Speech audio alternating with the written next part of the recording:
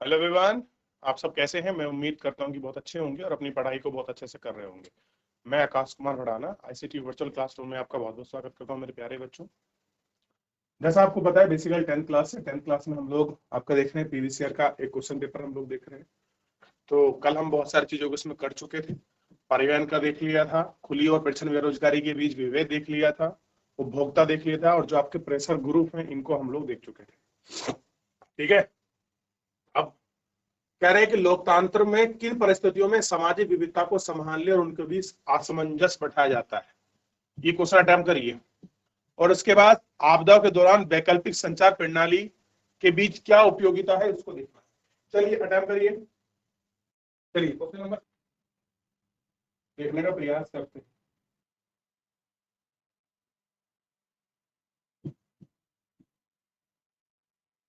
विश्व भर में कोई ऐसा देश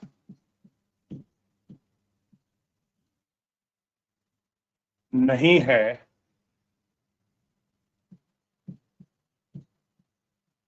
जहां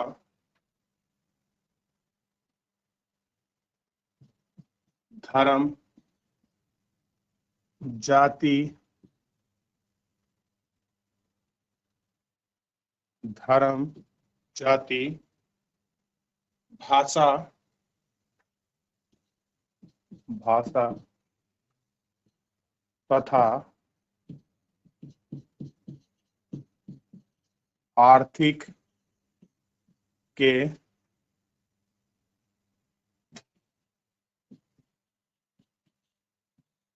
आधार पर भेद भाव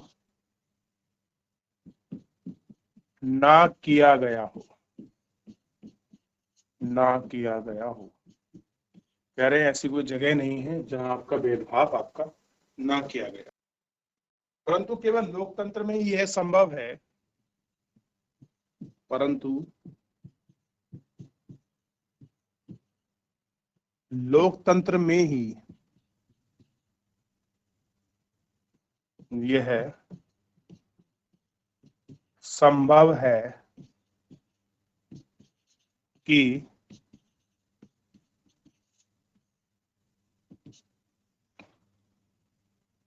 किसी भी प्रकार की विविधताओं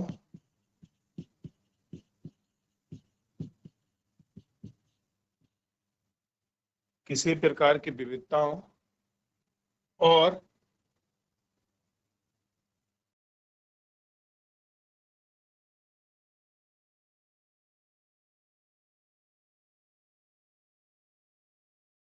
विभिन्नताओं के बीच सामंजस्य के बीच सामंजस्य बैठाया जा सके।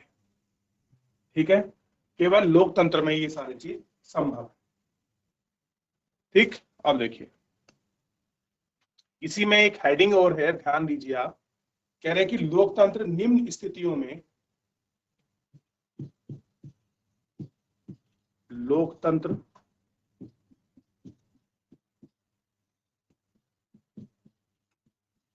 निम्न स्थितियों में सामाजिक विविधताओं को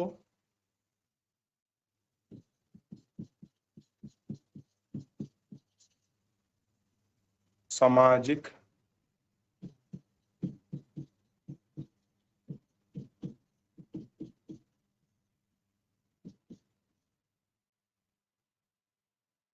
विविधताओं को संभालता है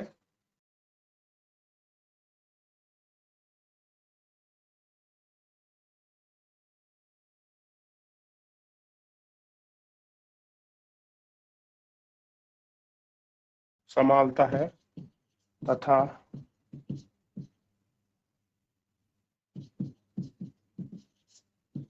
सामंजस्य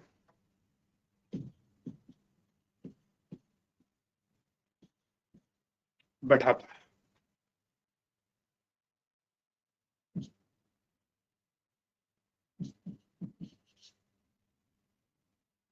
सामंजस्य बैठाता है। कह रहे हैं कि हर एक समाज में विविधता पाई जाती है।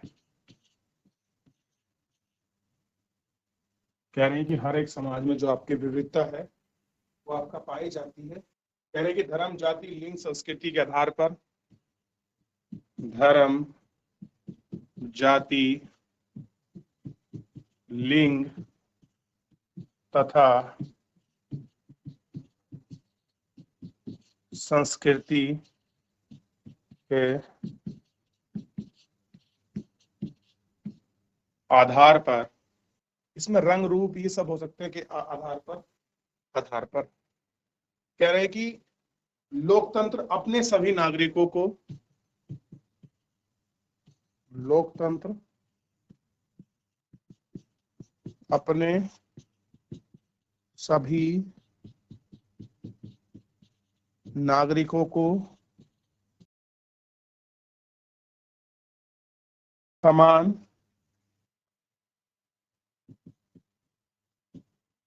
अधिकार प्रदान करता है। क्या करता है? समान अधिकार प्रदान करता है। वह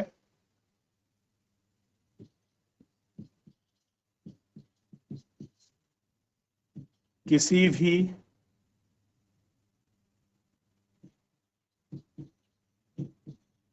व्यक्ति के साथ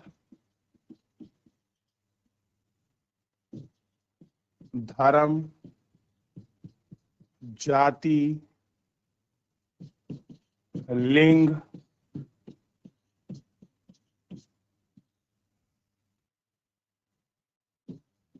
जन्म स्थान, रंग इत्यादि के आधार पर किसी भी प्रकार की या किसी भी प्रकार के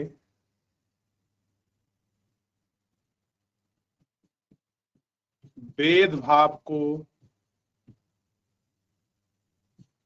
बढ़ावा नहीं देता है। क्या है? कोई आपका बढ़ावा जो है नहीं देता है। उसके लिए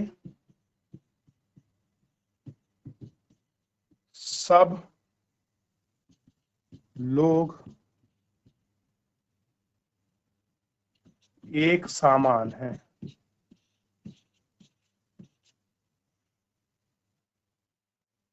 कह रहे हैं कि उसके लिए सब लोग कैसे हैं? एक समान है तथा सबको समान अधिकार प्रदान करता है। क्या करता है? सबको जो अधिकार है वो आपका समान प्रदान करता है। क्लियर हो गया? ठीक। सब लोगों को बोलने, भाषा, रूप, रंग, उसको व्यवहार, अपने धर्म को मानने, आचार प्रचार प्रसार करने, वहां उसको प्रबंध करने, आर्थिक, सामाजिक, राजनीतिक रूप से स्वतंत्र है, अभिवृद्धि करने के लिए बहुत कुछ है।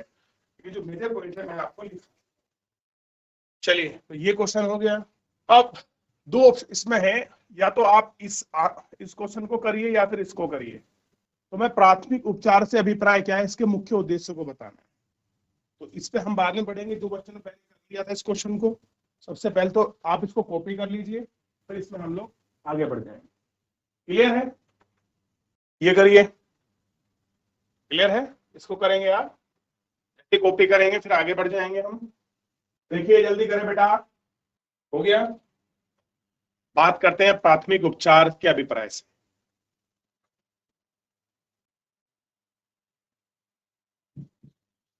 प्राथमिक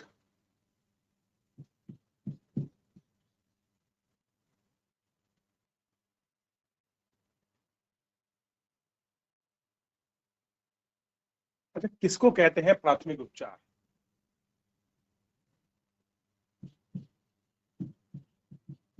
किसी आकस्मिक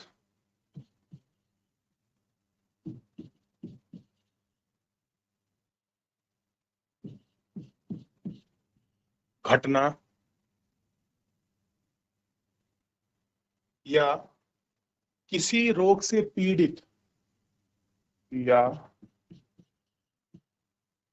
किसी रोग से पीड़ित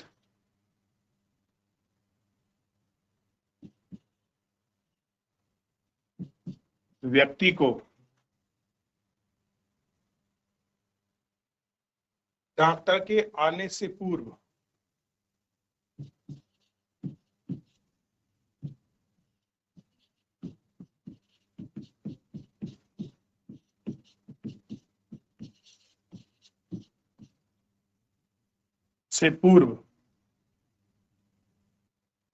अस्पताल ले जाने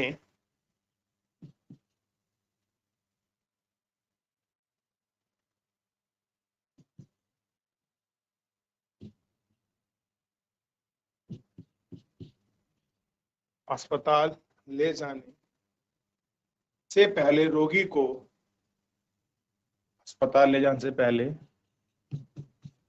रोगी को दिया गया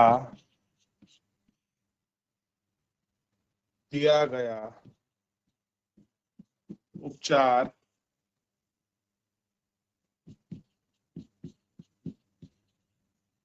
प्राथमिक उपचार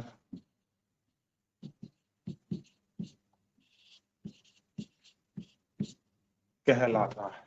क्या कहलाता है? प्राथमिक उपचार कहलाता है। इसको लिखिए, फिर हम बात करेंगे प्राथमिक उपचार के उद्देश्य क्या थे। देखिए,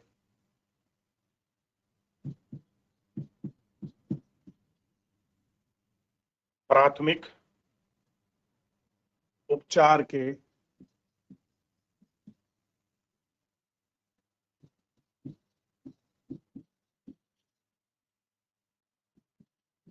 उद्देश्य,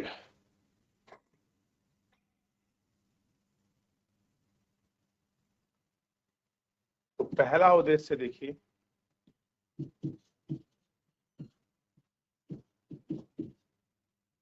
जीवन संरक्षण, यानी कि जो भी आपका चोट लगा व्यक्ति हो या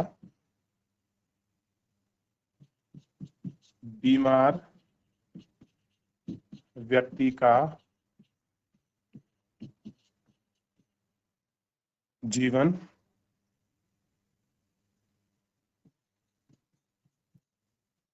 बचाना। नंबर 2 इसमें देखिए, स्थिति को अधिक खराब होने से बचाना। क्या कह रहे हैं? स्थिति को अधिक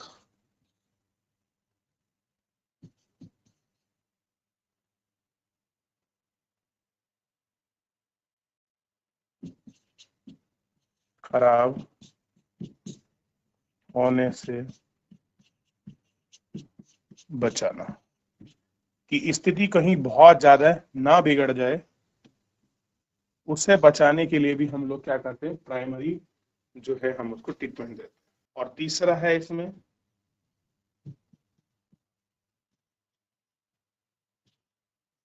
रोग मुक्त होने में सहायता, होने में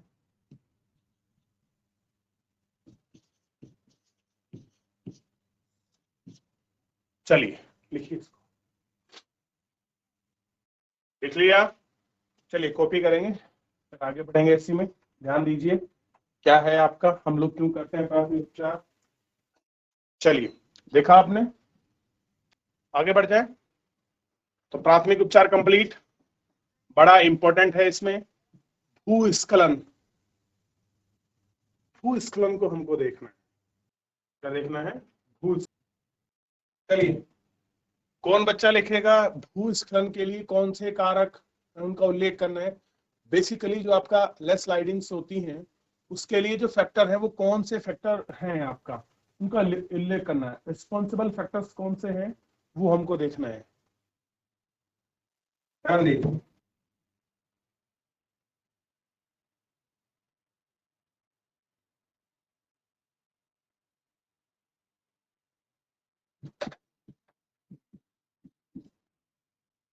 भूस्खलन,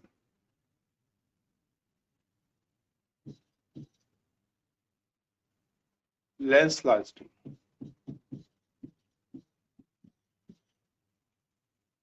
देखिए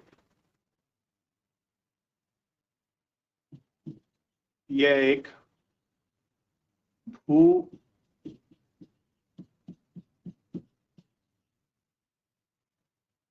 वैज्ञानिक घटना है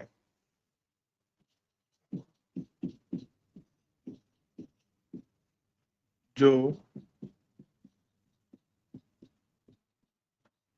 धरातलीय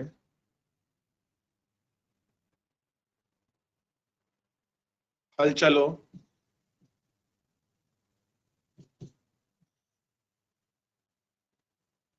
जैसे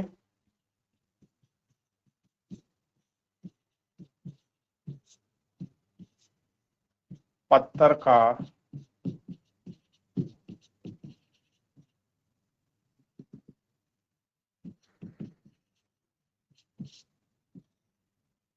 जैसे कि पत्थर का खिसकना, पथरीली मिट्टी का बहाव,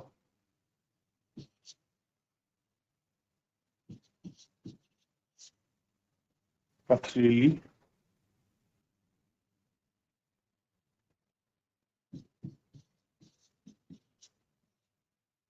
पथरीली पत्थर का बहाव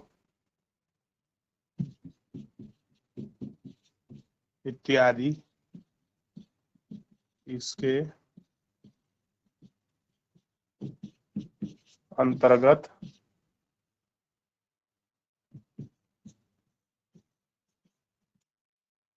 आते हैं। क्या होते हैं? इसके अंतर्गत आते हैं। अच्छा अगर आप फैक्टर की बात करेंगे तो ध्यान रखिए इसके फैक्टर में सबसे पहला जो कारक है, इसके कारक में सबसे पहला जो फैक्टर है प्राइम फैक्टर वो है आपका प्राकृतिक कारक। प्राकृतिक कारक, अब प्राकृतिक कारक में सबसे पहले एबीसीडी करके लिख लेते हैं, ठीक है। अब देखिए प्राकृतिक में कुछ बाह्य है कुछ आंतरिक है, इतना नहीं जा रहा हूं मैं, वो तो आप कर लीजिए, आपको आता है इतना।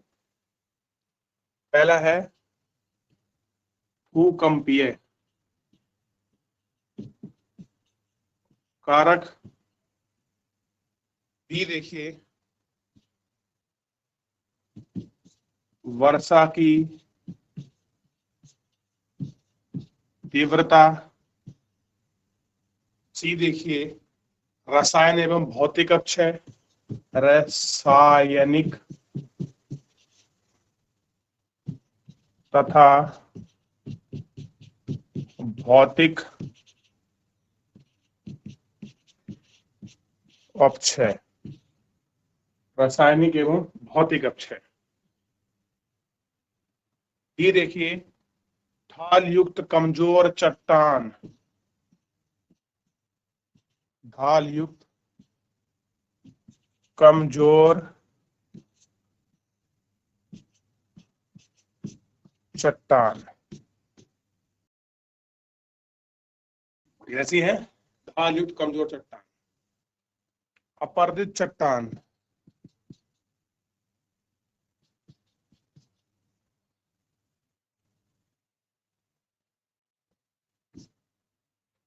ठीक, ये तो है प्राकृतिक, और इसके बाद है मैन मेड।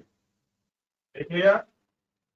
चलो मेरे प्यारे बच्चों, फिलहाल आज के इस लेक्चर में हम लोग इतना ही विराम देंगे। कल मिलते हैं, तब तक आप लोग अच्छे से पढ़िए, रिवीजन करिए, कोई डाउट कोई क्वेरी होती है मुझसे पूछ लीजिए। फिलहाल आज के लिए इतना ही, धन्यवाद।